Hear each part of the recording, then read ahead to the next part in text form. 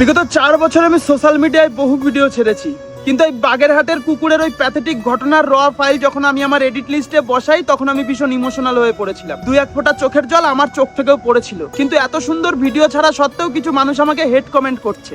কিছু মানুষ বলছে ওই কুকুরের জলাতঙ্ক আছে।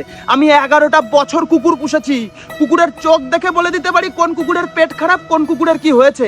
আপনারা আমাকে কুকুরের হেলথ সম্বন্ধে বোঝাচ্ছেন? যে সমস্ত চুতমারা নিয়ে আমার বাজে কমেন্ট করছে আর বলছে ওই কুকুরের নাকি জলাতঙ্ক আছে, তাদের উদ্দেশ্যে একটা কথা বলতে চাই। ওই কুকুরের মতো যদি আপনাদেরও সেম টু সেম ওই জলে বেঁধে দেওয়া হতো আর কুমির যদি আপনাদের দিকে তেড়ে আসতো, আপনাদের নার্ভাস সিস্টেম কাজ করতো না।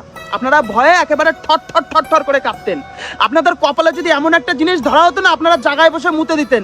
নার্ভাস জিনিসটা এমন, নার্ভাসনেসের থেকে মানুষ, আতঙ্কের থেকে মানুষ যে একটা অন্যরকম হয়ে যায়, আতঙ্ক জিনিসটা হচ্ছে এমন। না বুঝে কথা বলেন কেন আচুদারা?